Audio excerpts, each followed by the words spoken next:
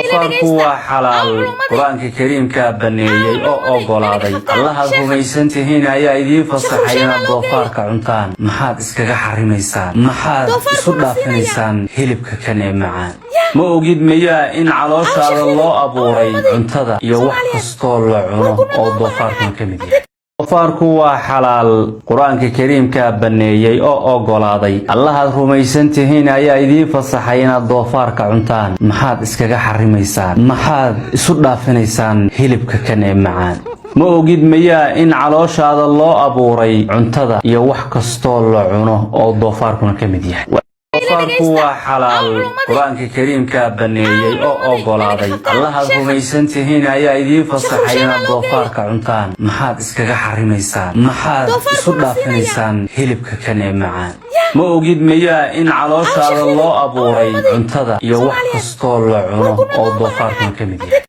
doofaarku waa xalaal quraanka kariimka baneeyay oo ogolaaday allaha rumaysantihiin ayaa idin fasaxay inaad doofaarka cuntaan maxaad iskaga xarimaysaan maxaad isu dhaafinaysaan hilibka kan ee macaan ma ogid miyaa in calooshaada loo abuuray cuntada iyo wax kastoo la cuno oo doofaarkuna ka mid yahay doofaarku waa xalaal quraanka kariimka baneeyay oo ogolaaday allaha rumaysantihiin ayaa idin fasaxay inaad doofaarka cuntaan maxaad iskaga xarimaysaan maxaad isu dhaafinaysaan hilibka kan ee macaan ma ogid miyaa in calooshaada loo abuuray cuntada iyo wax kastoo la cuno oo doofaarkuna ka mid yahay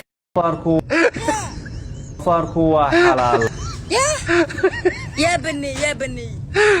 quraanka kariimka baneeyay وريا الله يقان يا كقول ما فكرنا مرك allaha rumaysantihiin ayaa idin fasaxay inaad doofaarka cuntaan شيخو يا قبل مني ناس قبل مني شال ما درت أو حاتري ما تبي أسرع حريين هذا واحد تري حلا يشك برفوم ما أنت واحد سنتستكتي إليب كدوفار كليب كيس حلوة أنا مالي دين الإسلام كله كالمار إليب كدوفار وحلال شيخو يا قدرات كماش عكس وقعت إنوشكني لا وطلع بودكاست بالسلكور يعني إنوشكني قدرات كماش عكس وقعت إنوشك واسق على وهو تقيم سني إنوشك بقى على بودكاست بعديك على السلكورة شيخو إنوشكني ماشي قدرات عكس وقعت إنوشكني صح كاين هذا كتاب كلا مال أو كتاب ما جرت اللي بقدر فرق وحلالي نعلق كونكم مدرسة